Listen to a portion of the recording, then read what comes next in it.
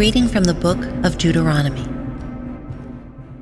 Moses spoke to the people, saying, "Observe the month of Abib by keeping the Passover of the Lord your God, since it was in the month of Abib that he brought you by night out of Egypt.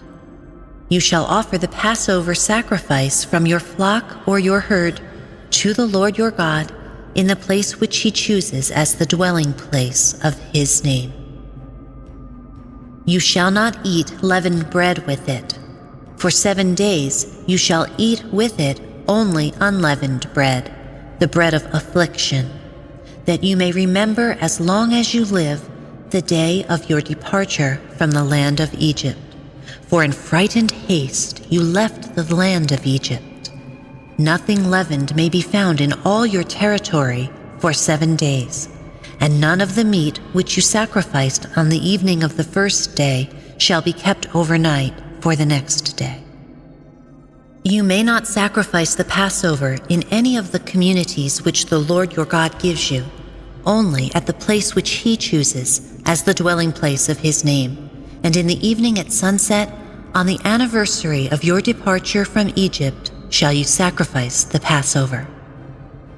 You shall cook and eat it at the place the Lord your God chooses.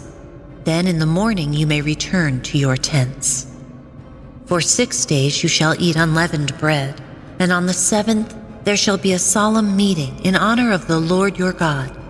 On that day you shall not do any sort of work. You shall count off 7 weeks, computing them from the day when the sickle is first put to the standing grain. You shall then keep the Feast of Weeks in honor of the Lord your God, and the measure of your own free will offering shall be in proportion to the blessing the Lord your God has bestowed on you. In the place which the Lord your God chooses as the dwelling place of his name, you shall make merry in his presence, together with your son and daughter, your male and female slave, and the Levite who belongs to your community, as well as the alien, the orphan, and the widow among you.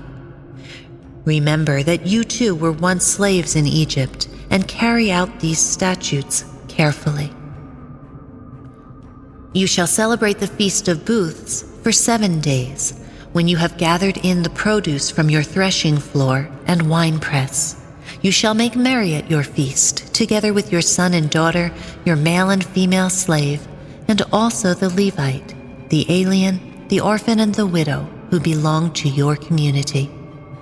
For 7 days you shall celebrate this pilgrim feast in honor of the Lord your God, in the place which he chooses, since the Lord your God has blessed you in all your crops and in all your undertakings. You shall do naught but make merry. 3 times a year, then, every male among you shall appear before the Lord your God in the place which he chooses, at the Feast of Unleavened Bread, at the Feast of Weeks, and at the Feast of Booths.